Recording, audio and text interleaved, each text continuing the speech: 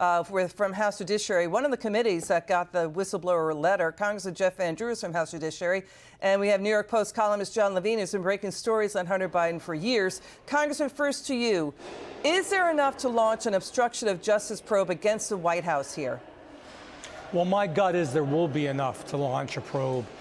We have to get all the T's crossed, the I's dotted. We've got to obviously see the information. We're not quite at that stage yet. But if it is as it seems, I mean, this is very, very serious. Talk about the deep state.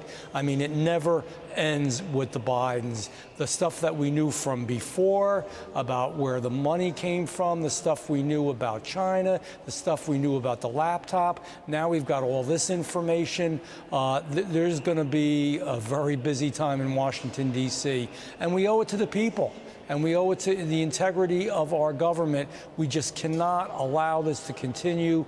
God knows this man may be impeached at the end of the day. Congressman Van Drew makes a point, a potential obstruction of justice probe, because, John, inside the DOJ, the IRS whistleblower is alleging he's got emails and documents and contemporaneous witnesses who could be called in to testify that DOJ political appointees were blocking and stonewalling the Hunter Biden probe. John, does this stick out to you? You know, Democrat lawmakers and the media, they've been going after Trump and hammering him over his finances and taxes, while the Biden family is making money cashing in on Biden's government job around the world with U.S. adversaries, and then creating these off-balance sheet shell companies to hide their money flows. It's like this Glenn Greenwald journalist says, this is a key tactic. Hold everyone else but yourself to the highest moral standards as you get rich.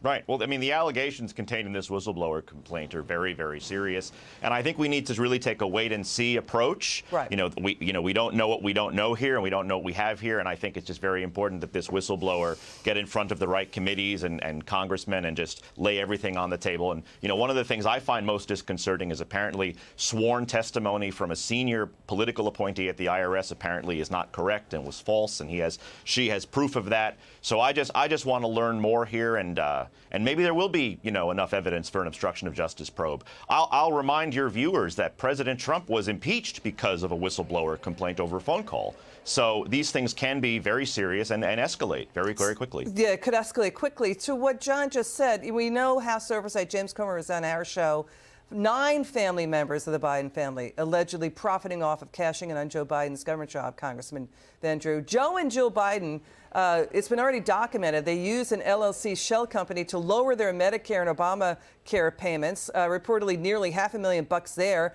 Also, the Bidens used their home state of Delaware's, the storied financial privacy laws to shield their income from public view using these off-balance sheet LLCs and S-corps. So it feels like potentially a bigger tax problem for the Biden family alongside obstruction of justice issues as well.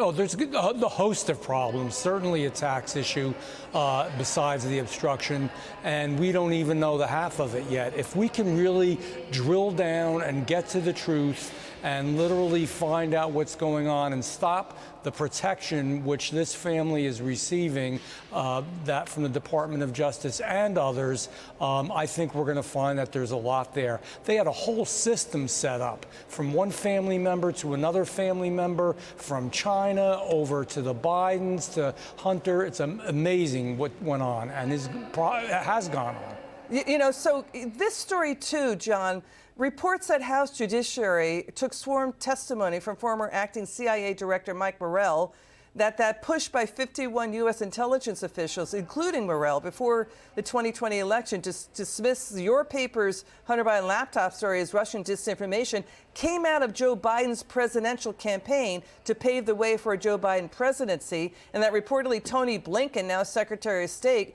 was the point man on that, who was calling people to get that up and running. Do you know anything more about this? I mean, what's incredible is that Joe Biden's presidential campaign is currently being sued for defamation by John Paul Mac Isaac, who's the original computer repair, the laptop owner who found the original Hunter Biden laptop, because when they said it was Russian disinformation, they knew it was false. They knew it was false, and they put it out anyway. And I think the more these committees begin to look into it, and it's important that that process continue, and they are making a lot of progress, the more smoke there is, and I think we'll finally start to maybe see some results. So, obstruction of justice probe, final word, Congressman Van Drew, and then I'll go to you, John.